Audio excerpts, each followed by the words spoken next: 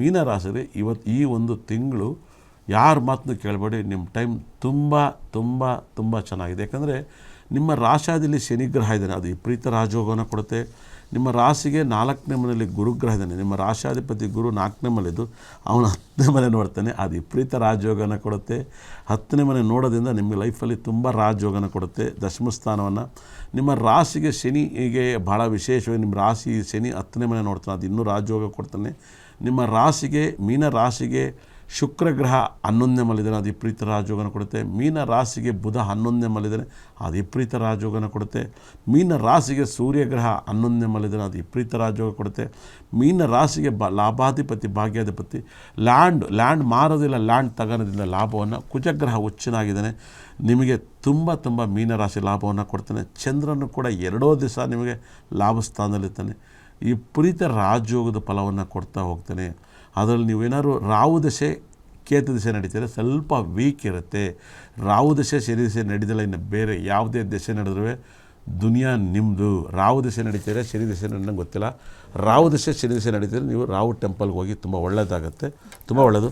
ಇನ್ನೊಂದು ಮುಖ್ಯವಾಗಿ ಮಾತಾಡ್ತಾ ಹೋಗ್ತೀನಿ, ದಯವಿಟ್ಟು ಡೇಟ್ ಹಾಕಿ ಸರ್, ದಯವಿಟ್ಟು 13ನೇ ತಾರೀಕೊಂದು, 14ನೇ ತಾರೀಕೊಂದು, 15ನೇ ತಾರೀಕೊಂದು, 16ನೇ ತಾರೀಕೊಂದು, 17ನೇ ತಾರೀಕೊಂದು, ದಯವಿಟ್ಟು ಈ 3 ಡೇಟನ್ನು ಹಾಕಿ ಸರ್, ಪುಣ್ಯ ಬರಲಿ ನಿಮಗೆ. ನೋಡಿ 13, 14, 15, 16, 17 ಈ ಒಂದು 3, 1, 2, 5 ದಿವಸ ಈ ಪ್ರಪಂಚದಲ್ಲಿ 4 ಗ್ರಹಗಳು ಬದಲಾವಣೆ ಆಗುತ್ತೆ. ದಯವಿಟ್ಟು ನೋಡಿ 13, 14, 15, 16ನೇ ತಾರೀಕೊಂದು ಹಾಕಿ, 17ನೇ ತಾರೀಕೊಂದು ಹಾಕಿ, 17ನೇ ತಾರೀಕೊಂದು ಹಾಕಿ. ಈ 3 ಡೇಟನ್ನು ಕೂಡ ಫಾಸ್ಟಾಗಿ ಆಗ್ತಾ ಹೋದಾಗ ನಿಮಗೆ ಅದ್ರ ಬಗ್ಗೆ ಹೇಳ್ತಾ ಹೋಗ್ತೀನಿ. ಈ 3 ದಿವಸದಲ್ಲಿ ಪ್ರಪಂಚದಲ್ಲಿ ಏನಾರು ಒಂದು ಅಲ್ಲೋಲ್ ಕಲ್ಲಲಾಗುತ್ತೆ. ಈ 5 ದಿವಸ, ಈ 5 ದಿವಸ ಗ್ರಹಗಳು ಚಲನವಲನ ಮಾಡ್ತಿದ್ದಾವೆ.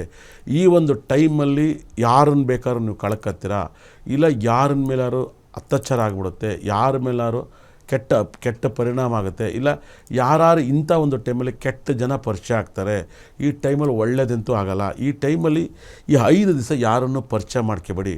5 ದಿವಸ ಯಾರ ಮೇಲೂ ಇರೋದಕ್ಕೆ ಹೋಗಬೇಡಿ. ಈ 5 ದಿವಸ ಯಾರ ಮೇಲೂ ಸೇಡ್ ತಿರ್ಸ್ಕೊಳಕ್ಕೆ ಬದುಕಕ್ಕೆ ಹೋಗಬೇಡಿ. ಇದನ್ನು ಶಾಂತ ರೂಪದಲ್ಲಿ ಇರಿ. ಯಾಕಂದರೆ ಎಲ್ಲ ಗ್ರಹಗಳು ಕೂಡ ಮಕರ ರಾಶಿಗೆ ಬರ್ತಾಯಿದ್ದಾವೆ. ಯಾಕಂದರೆ 13ನೇ ತಾರೀಕಿಗೆ ಶುಕ್ರಗ್ರಹ ಬಂದರೆ ಅವನ ಹಿಂದೆ ಎಲ್ಲ ಗ್ರಹನೂ ಬರ್ತಾನೆ. ಶುಕ್ರ, ಕುಜ, ಸೂರ್ಯ, ಬುಧ, ಒಬ್ಬರಾದ್ಮೇಲೆ ಒಬ್ಬರು ಗ್ರಹಗಳು ಬರ್ತಾಯಿದ್ದಾವೆ. ಈ ಒಂದು ಇಷ್ಟು ದಿವಸ ನೀವು ಯಾವುದೇ ಶುಭ ಕೆಲಸವನ್ನು ಮಾಡಬೇಡಿ. ಯಾಕಂದರೆ ಒಂದು ದನನ ಕಟ್ಟಾಕೋರೆ ಇನ್ನೊಂದು ದನ ಓಡೋಗ್ಬಿಡುತ್ತೆ. ಆಗ ಎಲ್ಲ ದನನೂ ಕೊಟ್ಕಿಗೆ ಬಂದಮೇಲೆ ದನ ಕಟ್ಟಾಕಬೇಕು. ಏನು ಹೇಳಿ, ಒಂದು ಕಟ್ಟಾಕೋ ಒಂದು ಓಡೋಗ್ಬಿಟ್ಟು ಹೊಲ ಮೇಯ್ತಿರ್ತವೆ, ಎಲ್ಲವೂ ಒಡ್ಕ ಬಂದು ಕೊಟ್ಕೆ ಕಟ್ಟಾಕಬೇಕು. ಹಾಗಾಗಿ ನಾನು ನಿಮಗೆ ಒಂದು ಹೇಳೋ ಮಾತು ಏನಪ್ಪ ಅಂದರೆ, 100% 13ನೇ ತಾರೀಕು, 14ನೇ ತಾರೀಕು, 15ನೇ ತಾರೀಕು, 16, 17ನೇ ತಾರೀಕು ಇಡೀ ವರ್ಲ್ಡ್ಗೆ ಈ ದಿನ ಚೆನ್ನಾಗಿಲ್ಲ. ಇಡೀ ವರ್ಲ್ಡಲ್ಲಿ ಏನು ಬೇಕಾದ್ರೂ ಕೆಟ್ಟದ್ದಾಗುತ್ತೆ. ಈ ಕೆಟ್ಟದ್ದು ಆಗೋದು ಬೇಡ. ಯಾಕಂದರೆ ಅಂಥ ಒಂದು ಕೆಟ್ಟ ಟೈಮ್ ನಡೀತಾ ಹೋಗುತ್ತೆ. ಆ 17ನೇ ತಾರೀಕು ಮೇಲಿಂದ ನಾನು ಹೇಳಿದಂಥ ರಾಶಿ ಫಲಗಳು ಎಲ್ಲರಿಗೂ ವಿಪರೀತ ರಾಜಯೋಗದ ಫಲವನ್ನು ಖಂಡಿತ ಕೊಡ್ತಾ ಹೋಗುತ್ತೆ. ವಿಪರೀತ ರಾಜಯೋಗದ ಫಲವನ್ನು ನೀವು ನಿರೀಕ್ಷೆ ಮಾಡೋಕ್ಕಾಗಲ್ಲ, ಅಂಥ ಯೋಗವನ್ನು ಕೊಡುತ್ತೆ. ಈ 13, 14, 15, 16, 17 ಇದನ್ನು ನನ್ನ ಬಾಯಲ್ಲಿ ಹೇಳಿದ್ದೀನಿ, ತುಂಬ ಕೇರ್ಫುಲ್ ಆಗಿದೆ.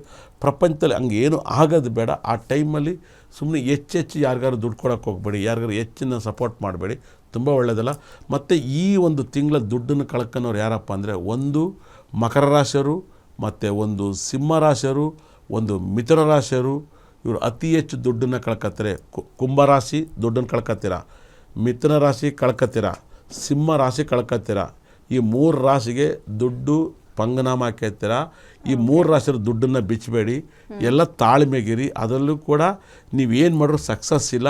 ಈ ಒಂದು ತಿಂಗಳಲ್ಲಿ ತುಂಬ ದುಃಖವನ್ನು ಅನುಭವಿಸ್ತೀರಾ, ತುಂಬ ದುಃಖವನ್ನು ಅನುಭವಿಸ್ತೀರಾ. ತುಂಬ ರಾಜಯೋಗದ ರಾಶಿ ಧನುಸು ರಾಶಿ, ಮೀನರಾಶಿ, ಒಂದು ವೃಷಭ ರಾಶಿ, ಒಂದು ತುಲಾ ರಾಶಿ, ಈ 4 ರಾಶಿಗೆ ಅಪಾರದ ಯೋಗವನ್ನು ಕೊಡುತ್ತೆ. ಅದರಲ್ಲೂ ಕೂಡ ವೃಶ್ಚಿಕ ರಾಶಿಯಲ್ಲೂ ಕೂಡ ಶನಿ ಶಾಂತಿನ ಮಾಡಿಸ್ಕೊಳ್ಳಿ, ನಿಮಗೆ ತುಂಬ ಒಳ್ಳೆಯದಾಗುತ್ತೆ. ಈ ವರ್ಷದ ಡೇಂಜರ್ ನಂಬರ್ನ ಅನೌನ್ಸ್ಮೆಂಟ್ ಮಾಡಿದ್ದೀನಿ, 1, 8, 6. ಈ ವರ್ಷದ ಮೊದಲನೇ ವಿಕೆಟು ರೋಹಿತ್ ಶರ್ಮಾ 26 ರನ್ನಿಗೆ ವಿಕೆಟ್ ಬೀತೆ, ಅದು ಕೂಡ 8 ಮೊದಲನೇ ವಿಕೆಟು 8ನೇ ನಂಬರ್ಗೆ. ನಾವೇನು ಹೇಳ್ತೀವೋ ಒಂದು ಸರಿ ಹೇಳಿದರೆ ವರ್ಷ ಪೂರ್ತಿ ಹೇಳ್ದಂಗೆ. ನಾನು ಒಂದು ಸರಿ ಹೇಳಿದರೆ 360 ದಿವಸ ಹೇಳ್ದಂಗಿರುತ್ತೆ. ನನ್ನ ಮಾತು ನಾನು ಹೇಳಿದ್ಮೇಲೆ ನನ್ನ ಮಾತನ್ನು ವಾಪಸ್ ಕೂಡ ತಗೊಳಕ್ಕಾಗಲ್ಲ. ನಾನು ಒಂದು ಸರಿ ಹೇಳಿದರೆ ಕತ್ತಮ್ ಅನ್ನೋ ಥರ ಇರುತ್ತದೆ. ನಂಬರ್ ಅಂದರೆ ನಾನು ಅಂದರೆ ನಂಬರ್ಸು. ಹೇಳ್ತೀನಂತ ಆಗುತ್ತೆ ಅಂತ ಹೇಳ್ತೀನೋ. ಮುಂದಿನ ವಾರ ಅಭಿಮಾನಿ ದೇವ್ರಿಗೆ ಗೊತ್ತು. ನಮಸ್ಕಾರ. ಮತ್ತು ಮುಂದಿನ ವಾರ ಭಾನುವಾರ 6 ರಿಂದ 7 ಗಂಟೆಗೆ ನಿಮ್ಮ ಮುಂದೆ ಹಾಜರಾಗ್ತೀನಿ.